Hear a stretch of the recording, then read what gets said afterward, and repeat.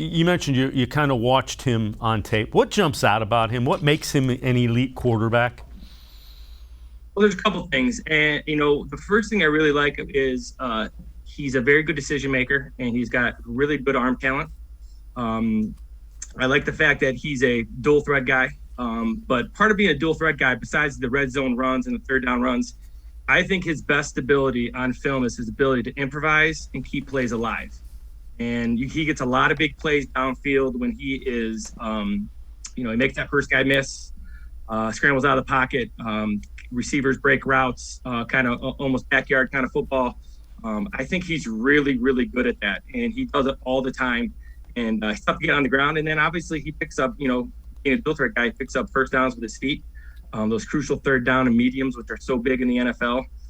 But for me, that's besides being a dual threat guy and being elite in terms of decision making and arm talent, his ability to improvise is really special.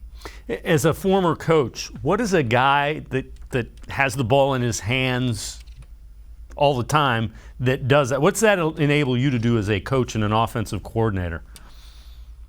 Well, you have a lot of trust and a lot of faith, no matter what what the down and distance is. You have a lot of faith in that guy. I go back to the playoffs last year. Those guys who are the elite guys, not the guys that you can win with, but can win because of. Those guys are hard to find, and when you find a guy that is really good, both with his feet and his arm, they're hard to defend, and they're special talents. A lot was made last year. Teams would go man coverage and kind of dare the Browns to beat them.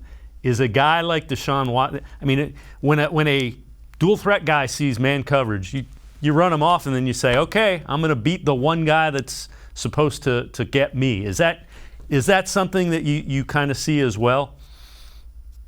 Yeah, well, it's the Browns offense makes it really tough in terms of man coverage because first of all, they can run the ball. So being in man coverage, like you said, makes it tough in terms of having run support in the secondary.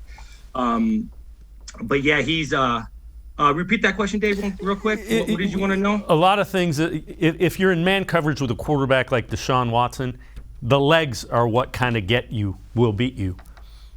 Yes, yeah. So finishing my thought there. Yeah. So when his feet, not only in man coverage does he hurt you with his feet in terms of making big plays, having Amari Cooper making big plays, but that third medium, the ability to use his feet to get out of the pocket, make plays. And then again, that scrambling ability, the receivers are in scramble drill. Everybody kind of reacts to him scrambling.